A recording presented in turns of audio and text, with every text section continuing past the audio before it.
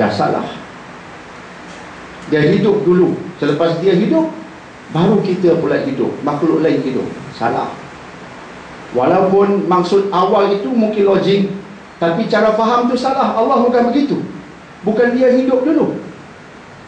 Sebab hidup dulu artinya hidup daripada tiada. Daripada tiada baru hidup. Dia hidup dulu. Tapi dari tiada. Dari tiada, dari tidak hidup, dia hidup. Cuma dia hidup dulu. Salah. Akhiru, dia yang akhir. Maksudnya lepas semua mati baru dia mati. Salah juga. Nampak? Sebab itu nak kenal Allah mesti berbalik pada wahyu. Dan kita sedang bicarakan sebahagian ayat. Ayat ini dikaitkan dengan ayat-ayat Allah yang lain, sekaligus memantapkan kefahaman.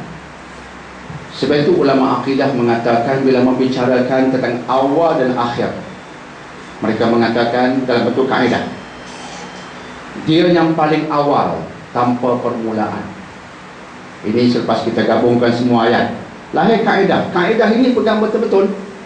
Dia kaedah akidah, kaedah iman tentang Allah. Bagaimana kita beriman pada Allah, ada caranya, bukan main-main. Maka dia yang paling awal tanpa permulaan. Kalimat terpenting. Dia yang paling awal tanpa permulaan. Maksudnya sebelum apa-apa ada, dia dah ada. Itu awal. Sebelum apa-apa ada, dia dah ada. Tapi adanya tak seperti kita, tanpa permulaan. Bukan dilahirkan, bukan dari tiada, ada, tidak, tanpa permulaan. Dan dia al-akhiru, dia yang paling akhir. Maksudnya dia yang paling akhir tanpa kesudahan. Ingat kalam ini baik-baik. Dia yang paling awal tanpa permulaan, dia yang paling akhir tanpa kesudahan. Baru kita kenal Allah dengan betul, perpandukan ayat tadi.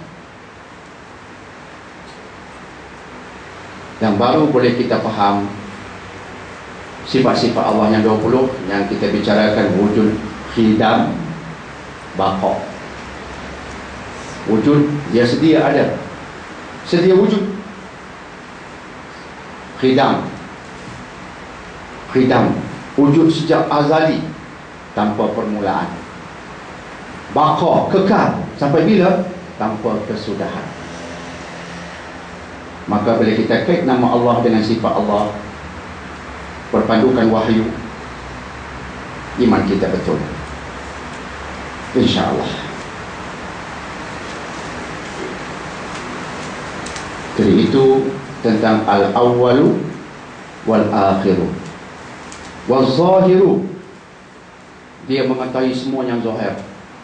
Wal-batinu, dia mengetahui semua yang halus-halus, yang seni-seni, yang kadang-kadang langsung tak diketahui oleh sesiapa pun.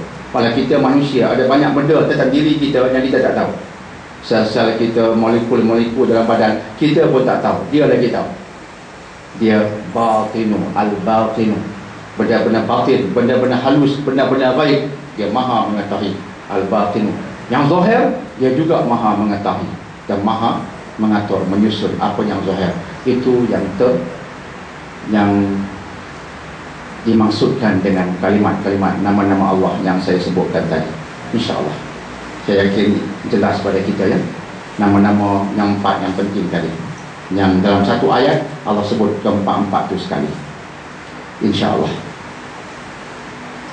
Seterusnya Allah perkenalkan lagi dirinya kepada kita.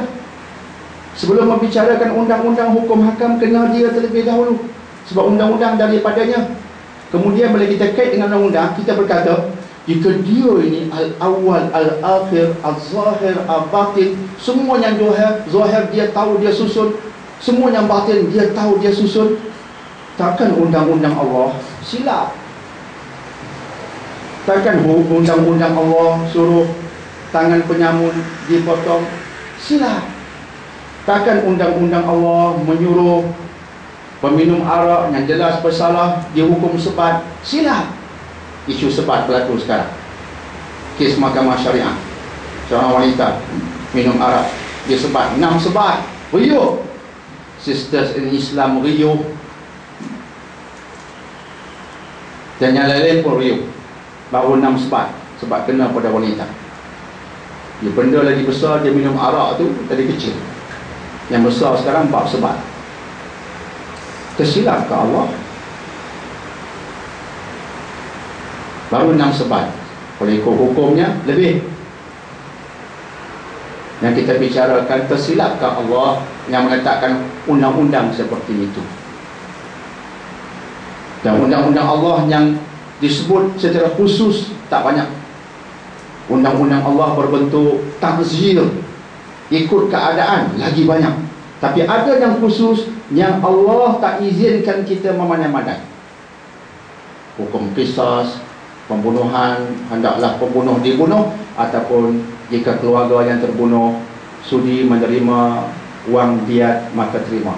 Undang-undang seperti itu Allah tetapkan. Jangan memandai-mandai. Potong tangan bagi pencuri, jangan mandai-mandai, dan sebagainya.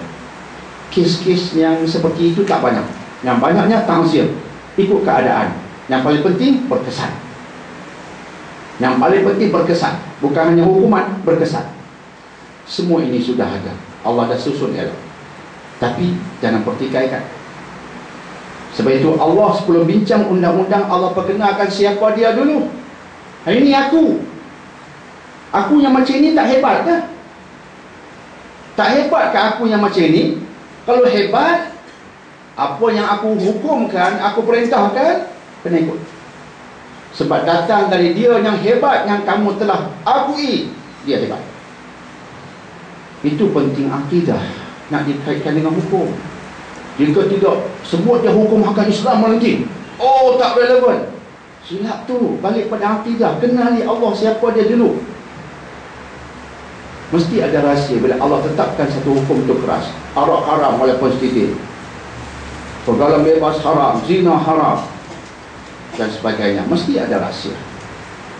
InsyaAllah. Itu pendekatan Allah. Perkenalkan dia, siapa dia dulu. Seterusnya kita masuk pada ayat yang keempat. Dia menciptakan langit dan bumi dalam 6 hari. Itu terjemahan cara langsung dari bahasa Arab ayyam. Ayyam berasal dari yaum, satu hari. Ayyam, hari-hari. Dalam kes ini 6 hari. Tapi bahasa Arab terlampau kaya.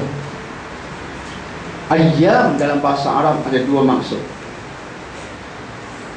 Ayyam dalam bahasa Arab ada 2 maksud. Maksud pertama, hari-hari, yang mana satu hari 24 jam. Itu kita fahami.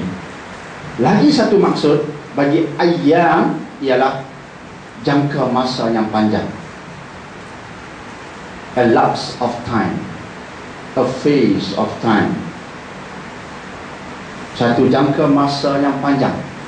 Dalam bahasa Inggeris, satu time frame yang panjang, bukan 24 jam. Kedua-duanya digunakan dalam bahasa Arab bila kita gunakan kalimat ayyam. Justru bila kita kaitkan dengan firman Allah yang mengatakan dia mencipta langit dan bumi dalam 6 hari, hari itu ayyam, maka ulama mengatakan sebenarnya ia bukan hari. Dalam 6 masa, 6 fasa kejadian, fasa lebih tepat. Dan bila kita buka kitab-kitab tafsir, itulah perkataan ulama. Mereka mentafsirkan ayyam sebagai fasa-fasa kejadian, 6 fasa kejadian, bukan 6 hari yang mana satu hari 24 jam. Tapi Bible jelas menyebutkan 6 hari yang mana satu hari 24 jam. Itu maksud hari dalam Bible. Bila kita baca Bible bahasa Inggerisnya, 6 hari juga Bible sebutkan tentang kejadian langit dan bumi. Bible juga menyebutkan tentang 6 days of creation of the universe. Dalam Genesis disebutkan tentang the 6 days. Dan pada hari yang ketujuhnya Tuhan berehat. Pada hari ketujuh Tuhan berehat. Pandai menambah. Sebab itu saya katakan tadi dan saya ulangi, kenal Allah daripada Allah. Tengok Kristian, dia terbabas. Tuhan cipta alam ini dalam 6 hari. Dan satu hari itu 24 jam.